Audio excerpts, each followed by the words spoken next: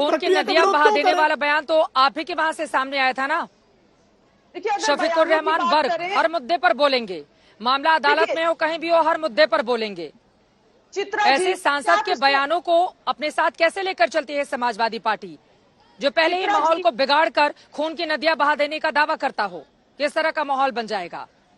चित्रा जी, क्या आप इसको डिनाई कर सकती हैं कि ताजमहल में जो मामला चला उसमें माननीय हाईकोर्ट ने, बीजेपी के नेता ने उसमें जो है याचिका दायर की थी और माननीय हाईकोर्ट ने बहुत सख्ती से टिप्पणी की थी कि जाओ पढ़ो, मतलब कि बीजेपी से कहा था कि जाओ पढ़ो, यूनिवर्सिटी में पढ़ो, पीएचडी हासिल करो। ये टिप्पणी माननीय हाईकोर्ट की केवल एक बीजेपी के नेता के लिए नहीं थी, ये समस्त बीजेपी के लिए थी कि तुम सब लोग जो है कम पढ़े लिखे हो, तुम लोग को ज्ञान नहीं है। ये माननीय हाईकोर्ट की टिप्पणी थी। लेकिन खून की नदियां बहाने की धमकी नहीं दी ना, उसको स्वीकारा ना उस भाजपा के कार्यकर्ता ने।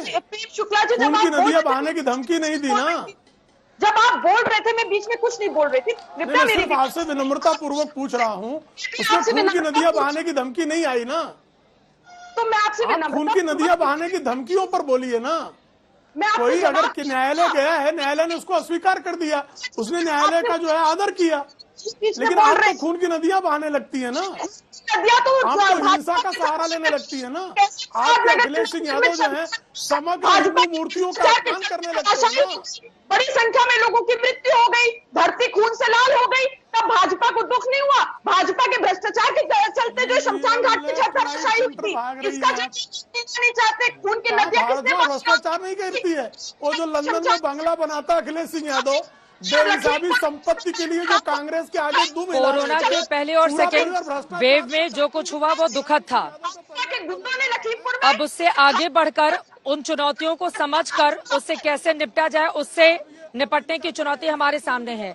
लेकिन नाहिद लाहिरी, इस वक्त हम ज्ञानवापी के मुद्दे पर चर्चा करने के लिए बैठे हैं। मुझे नहीं लगता है कि बनारस से आपको कभी आगरा, कभी राजधानी दिल्ली, कभी लखनऊ वहां जाना चाहिए। मेन मुद्दे पर आते हैं।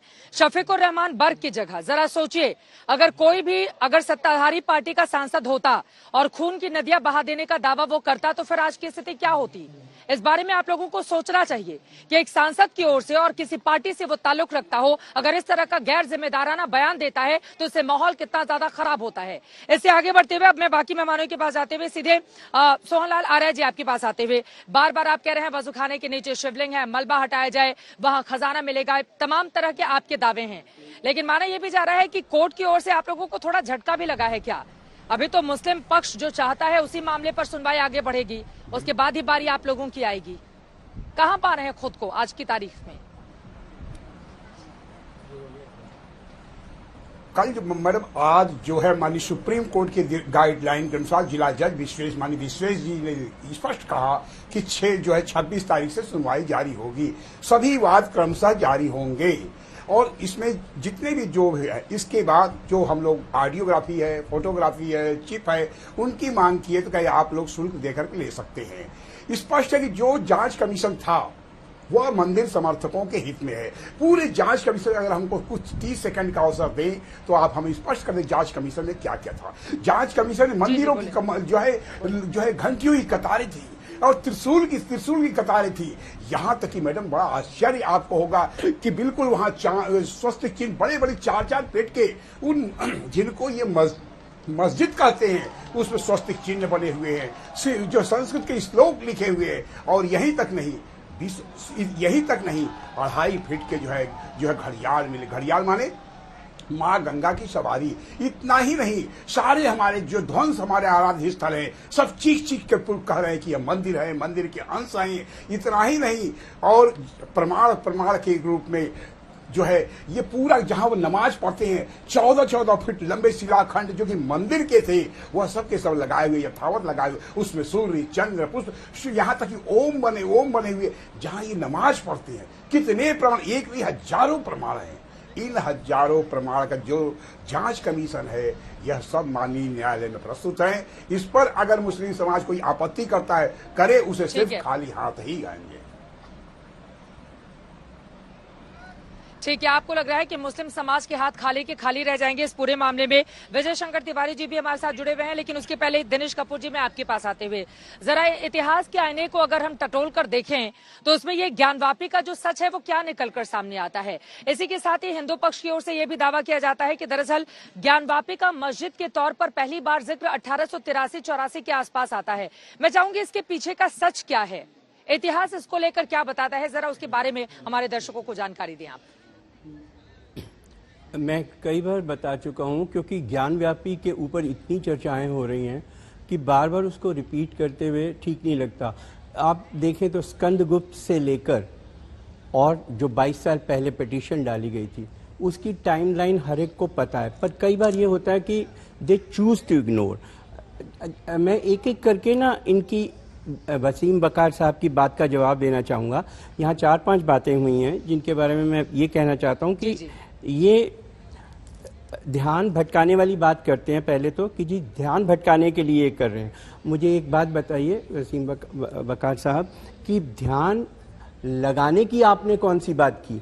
आपने मुसलमानों के लिए कौन सा ऐसा अच्छा काम कर दिया जो लगे कि भाई ये तो ध्यान भटका रहे हैं? और महंगाई के लिए आपने क्या कर लिया? जॉब्स के लिए आपने कुछ किया? उन्हीं वो भी आप भी वो नहीं करते हैं जो ये कम से कम कुछ तो कर रहे हैं, और कुछ करेंगे तो कुछ सही भी होगा और कुछ गलत भी। तो ये मत कहिए आपकी ध्यान भटका रहे हैं। और चित्रा जी, जहां तक क्या आप डायरेक्ट सरकार पे निशाना साध रहे हैं, मतलब आप आसिफ बकार का नाम लेकर मोदी जी को आईना दिखा रहे हैं?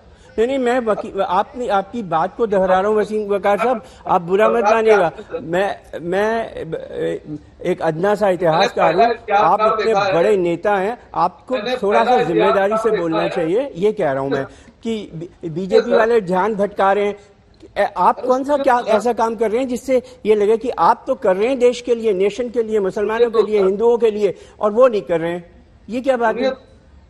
सुनिए सर, मैंने कई बार महंगाई पर, रोजगार पे, विदेशी कर्जों पर, लोन पर बात की, लेकिन मीडिया कहती कि आप नहीं, मीडिया कहती है आप ऐसी बात क्यों कर रहे हैं, आप मंदिर पर बात कीजिए। मैंने पहला इतिहासकार देखा दुनिया में, मेरे नजर शायद तक गुजरा ही नहीं, जो उस आदमी से जिसकी पार्टी की सत्ता ही नहीं है उससे रोजगार के ऊपर कह रहा क्या किया आपने, महंगाई पे क्या किया? सर सरकार से पूछिए, ये काम सरकार का है।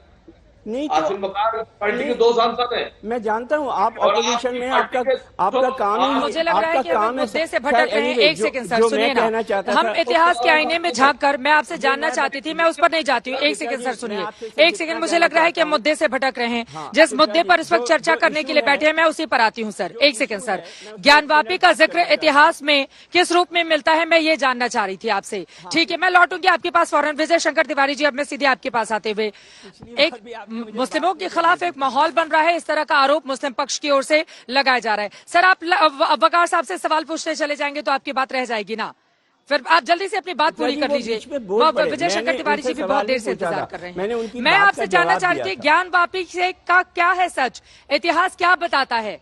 इतिहास में क्या इस बात के प्रमाण ज्यादा मिलते हैं कि वहां पर विश्वनाथ मंदिर था, उसको तोड़कर औरंगजेब ने मस्जिद बनाया? मैं आपसे ये जानना चाह रही हूँ। जब गंगा भी नहीं थी यहाँ पर, तब यहाँ पर जो हमारे स्कंद पुराण में जो लिखा है, तब यहाँ शिव जी आए थे और उन्होंने यहाँ पर जब नंदी जी की स्थापना हुई तो जल का प्रबंध करने के लिए उन्होंने अपना त्रिशूल ऐसे गाड़ा था जिससे एक कुआं बना था, जिससे उनका वो गंगा उसके बाद आई थी।